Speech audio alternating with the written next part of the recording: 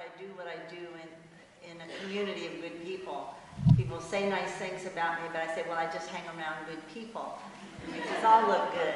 And, you know, I guess it's my turn to sit in a chair like this, but so many of you have sat in chairs like this and talked to some of the very same people in this room. So I'll just share a few thoughts with you in the area of compassion in education. I'm at the end of the day, so I know you've already spent a lot of time talking about the meaning of compassion and that kind of thing. And as someone who is involved in education, I guess the question is like, how do we stir compassion in the education system? And I feel like it's at the core. It has to be at the core of everything that we do in education. And it has to be that which stirs the heart, right? In compassion and being in tune with other people's feelings, with other people's suffering, our heart is touched because we realize somebody else's longing or something that somebody's missing is the same thing perhaps that we feel in our heart that we wish that we had, or sometime we've suffered the absence of whatever it is or after. And I also wanted to preface, I told Anne when she was doing the introduction, I said, don't say I'm a former teacher, because I was going to take issue with the flyer that says, it starts off with saying former teacher. And I think I'm always a teacher and that I always have to be conscious of that. And I think it's the same thing everybody in this room has to be constantly conscious about. In SAISD, last year we had a saying that said, when you're in the presence of a child, you are the teacher. And I think wherever we are, we should be conscious that we are the teacher. So in this effort to kind of get people to, or answer the question, how do you get people to be in tune with their compassion or to bring out that compassion, to develop the strength of our compassions? I think one of the things I did notice is that you need to share things or get people in positions of or in situations of or stories of where they experience those things that they themselves have suffered or hope that they don't suffer. And I give this little example. If I were to tell a child in my neighborhood is a neighborhood that has the lowest household income in the county. So, and if I were to share a story with them, telling them that there's a man on Wall Street who makes $350,000 a year, and he was very upset one day because he could not eat his soup with a silver spoon. He had to use a stainless steel one.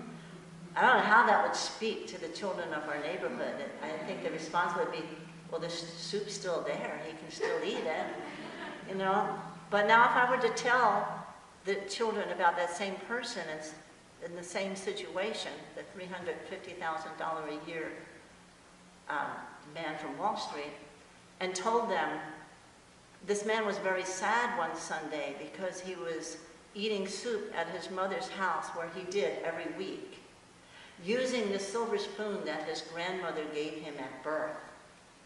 But he was very sad because his house had been robbed, and of all the things taken in his house, all his electronics, his computers, the thing he was most upset about was losing the silver spoon from his grandmother, And, it evokes something else in us, right? It doesn't matter that he makes $350,000 working on Wall Street. We have that compassion, we have that feeling. It evokes something very different in us. And so doing things, saying things, teaching things that get us to be in touch with those feelings, and things that cut through, whether we're rich or we're poor. But, one of those things that we have in common that we want to help heal in each other. I think, again, we need to be constantly conscious, as I said, about building compassion in the environment and making a difference in our house, of course, but as teachers on our campuses and in our classrooms. And within the context of that, there's important considerations. There's consideration of understanding a student's emotional state. That's why I always say it's very important, as much as possible, when students come into your classroom, say, how you doing? Did you have good sleep last night? How do you feel? And then being in tune when you know that they don't feel well. Notice that you're just not working very fast. Are you okay? Or did you have breakfast? You know, being in tune with the emotions of the students. Being in tune with the issue of inclusiveness. Noticing if they are invited to be a part of things. Helping to bring that to the attention of other students. You know, whether it's in the classroom or the playground or the cafeteria. And then, of course, doing something to address those very immediate needs that sometimes can be obstacles to them learning their times tables or whatever they're working on that day. And being in tune with what you can evoke in compassion through any of the curriculum. I think at the top of the list of things that we do as teachers is telling stories and singing songs. How many of us are very moved by a very meaningful song that, you know, makes us reflect? And I did a lot of music in my classrooms. I did formally teach for many years, and I always included music. And one time teaching my third graders, I wanted to be sure that I was singing songs that they liked. So I thought, okay, I'll let them name some of these things they hear on the radio, and I'll try to figure them out. So I asked them, I want you to tell me your favorite songs. And they say things, they started naming the songs that I was teaching them. And I said, oh, I mean any song. I don't mean the songs I've been teaching you. And they still kept naming the songs that I taught them. And I thought, well, good. I guess I'm not boring them for one. They like the songs. But also it's very interesting that they really like those songs that are telling them stories and that are getting them to be in touch with different issues. And so sometimes we have to be like in tune with what is popular isn't necessarily what's the favorite, you know, in our children, or what we can nurture in our children, or that we need to nurture in our children. And then, of course, too, issues of literature, poetry, and picking the right poems, or picking the right literature, the things that have really made a difference through centuries, or modern ones that are on their way of being those things that influence for centuries. And being in tune with what in there evokes compassion, what in there helps develop compassion. And I think our curriculums must be rich in the arts, because it's the arts takes that part of the brain that really speaks to and from our heart. And it's that part of us that helps us make good decisions in our future, right? It's that part of us that gets us in tune with one another, that gets us in tune with each other's stories. And I think of, just as an example, some of you may know our local artist in San Antonio named Joe Villarreal. And he does a lot of pictures about West Side cultures, Hispanic culture. And he has one painting, and he gave us a print of his picture of it. It's a young girl looking in the mirror. And you may have seen this, she's holding her baby. She's obviously a teenage mother. She's looking in the mirror, but what she sees in the mirror is herself holding her baby doll. And so, you know, in the arts, we share something about ourselves. We're always telling a story about ourselves. Why did Joe do that painting? Why was that important to him? You know, he recognizes that as a part of our culture. But I think also of the young mother, the teenage mother, 16-year-old Priscilla, who was looking at the painting after having 2 children, and saying, Patty, what's he trying to say? You know, and her own reflection. And she stood there and she looked at it, and you know, I could tell she was going through, you know, in her mind, how that spoke to her, and what it meant to her, and what emotions it was bringing out in her, and what reflections. And so the arts, you know, I think are just tremendously important in our education. And I think as parents and community members, we need to make sure that we are supporting the arts in our school. And as a school district member of the board, I've been trying to uplift that within our school districts and say we are responsible for the total development of the child. And through the arts, we speak to a different part of the child that also needs to be developed.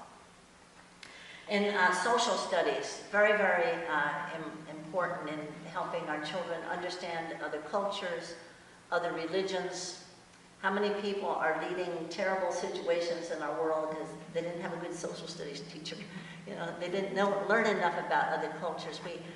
We have to help children fight through the fears that come to us by ignorance. And, I did some research on the issue of teaching about other cultures, and research shows that if you teach children very young about other cultures, other places, it helps to break down the prejudice. You know, it helps to break down the fear. So this is very, very important, and if it's not getting done in the classroom, we need to do it as teachers in the community, making sure that our actions and our attitudes reflect exceptions of people who are different. And also in these field trips, it's like for the children in my neighborhood where there's so much poverty, some of our children spend their entire life in that neighborhood. So it's very, very important to broaden their experience, to broaden their environment, and for them just to see other things.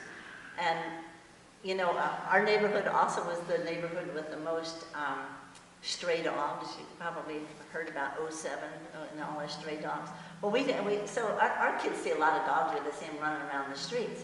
I took a field trip to the Humane Society, and I just remember Katie in the van coming home. Because we went in and we showed them what was happening with the Humane Society, trying to find homes for these dogs, and she just cried from the Humane Society all the way back to the community center. You know she wanted to flip open the gates of all those cages and take them all home. She's now a vet tech up in the Dallas area. But I don't know if that would have been something that she would have been in tune with, that would have evoked her compassions if she hadn't had that kind of experience. So making sure that our children have a variety of experiences with different things, our nature environment as well, and understanding some of the awful things that are happening around the world in this regard, whether it's our water or our trees or our air. Again, building compassion for our nature. I think taking children into points of action. We have a lot of students that will come by inner city development. It's a grassroots community center where Rod and I are volunteer directors. So we have the students who will come in and they will bring canned goods, and when they come, they'll hear the stories sometimes about people who are hungry. Some of them come and they help to help with our basketball league. They may be coaches or referees. And these kind of things give them experience in the inner city and see people who don't have the things perhaps that they have. I started a cooperative homeschool at inner city for about 7 years. I did it. And one of the reasons I started it was because I wanted stronger character development. I wanted a sense of compassion. I wanted the children to experience more. We had a field trip every week. Once a semester, we tried to go out of town. And once a year, we tried to go out of state. Again, it's trying to broaden their world and to be in touch, with the issues of other communities. At the end of the year, I'd always have an evaluation and ask, try to find out what touched their lives, what I ought to do next year, what I shouldn't bother doing next year. And so I'd ask them, well, what did you really enjoy? Ask different questions, but one was like, what was one of your favorite things? And this one year, it was like unanimous, that they loved the day they spent building a ramp for the man in the wheelchair down on the south side. Above everything, above the trip to Washington, D.C. or whatever. That was something that really affirmed themselves as a person who can give and make a difference in somebody's life. To go there, to see the man in the wheelchair, to help build the ramp, and see the man wheel out of his house and wheel down the street for the first time getting out of his house through a ramp and down the street. It's just a great joy for them, but again, a feeling that they're caring for somebody, and their action because of that caring made a real difference. Again, through our schools, I think we have to be alert to the opportunities in the community, but actually get the students engaged and involved and show them the power that they have. There was a student some years ago at one of the discussions we had, I think the students from Incarnate Word, I think, that collected only $15,000, I guess, and they went to Africa and they built a well. And you know, they went themselves, but they got their school community involved. And here it is, I'm going all the way over to Africa, you know, and the stories that come out of that, and you know, the engagement and the connection, the international connection that creates because of that kind of activity. I think that in our teaching, we need to build in our teaching the importance of the expressions of love, to know how to express your love and how to use your expressions of love as a tool in building compassion and building community. I can give you some examples in the classroom. For instance, when a couple of students, a couple of third graders I had, one was Michael, and Michael was a student who just constantly talked, except when his mother put him on the medication that the doctor advised when she talked to the doctor about it. And when Michael took the medication, Michael was like, you know, very lethargic. So I told his mother, I said, I really don't mind if Michael talks, and I'll talk to the other students about it. If you would prefer, I prefer him not being on the medicine. So she was good with that. And so I had to have a talk with the students and say, hey, Michael talks a lot. You don't have to talk to him every time he talks to you, and you can't talk like Michael talks, you know.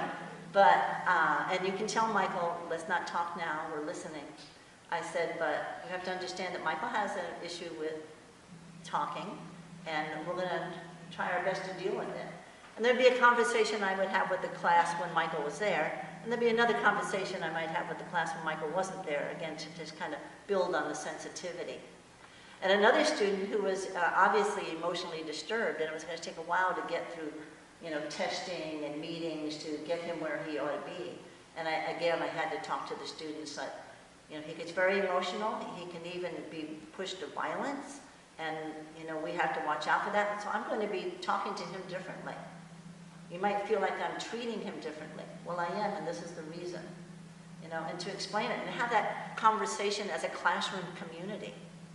You know, and sometimes we have to do that in our families. Sometimes we might need to do it on the block. And then another situation that was kind of fun happened this last summer. Jessie was a student. We have a summer program at Inner City, and a lot of volunteers, teen volunteers, adult volunteers. Well, they were coming to me. They said, Jessie said blah, blah, blah, something really ugly to so-and-so, and he said it yesterday, and he's doing it again. So, or he hit somebody, and when there's hitting, the kids have to go home, and they're always welcome to come back. But he'd be getting sent home. So one morning I had a talk with all the volunteers. I said, look, you know, Jesse's getting sent home a lot. He constantly has issues of saying ugly things. I just want to talk about some of the reasons why some people do those things. You know, maybe they themselves have suffered offense from people or been treated very badly. So I want to ask you all if every day when Jesse comes in, when you see him individually, when you see him, all of you, tell him hello. Say, glad you're here. Ask him if he's going to play a game, what he wants to do today. After that conversation with the volunteers, I never had another complaint about Jesse. So it was sort of this community hug, grabbing Jesse into a realm of being loved and being cared about. You know, again, that's just to say how important knowing positive actions of love are important to evoking issues of compassion and building our compassion. Within the school district, I thought I would give a few examples of some things going on. JT Brackenridge was a school that took on Inner City for collecting food, and it was elementary school. And once a month they'd come over with lots of canned goods, and they had a statement of commitment, a pledge to helping those that are hungry, and they had a statement about the right to food. And they had done that on their own, and they had this regular commitment. At Hawthorne Academy, every month they were studying. I know they did this last year, and I think it's a regular thing. Each year they take a virtue, and they study it. And they asked me to come when they had the virtue of compassion. And it was beautiful. So not only do they study it for a month, but the teachers watch the students and see how they live out the virtue. And they pick a student to be honored at a ceremony once a month, and to lift them up and to talk about what they did to demonstrate that virtue. So it was a beautiful happening and celebrated, and the kids got medals for being compassionate and being, you know, lifted up in the area of whatever virtue they were studying. At Crockett Elementary, they have a woman, Marilyn Wilhelm, who is very engaged there and has all of the students that she works with signing the universal golden rule. And so she teaches it to them in like 10 different languages, and she builds her teaching on the whole issue of compassion, and engages the students very much in the arts, in poetry. Every class, it seems like they're writing a poem and reciting their poems. And so this is another example of the engagement and compassion in some of our schools that I hope could be broadened, you know, immensely. And so I know you want to have time for discussion, so I'll kind of bring things to an end, but I guess I just want to say that in our curriculum in school, and I try to make a point of saying this whenever I can within the system or any place, that, you know, we have students that will be able to do 100 multiplication tables in you know, 45 seconds, you know. And we will have students that will memorize the elements chart for chemistry. And they will get A+ in science and math and many other subjects. But unless we are instilling them in the area of compassion, we are not creating better citizens. We're not really doing something for the world, you know. And I guess I end on that note that, again, that compassion, teaching compassionately, constantly being conscious of ourselves as teachers of compassion is what will change the world, what will change the teaching environment. So as all of us teachers, hopefully, will be more conscious of ourselves as teachers.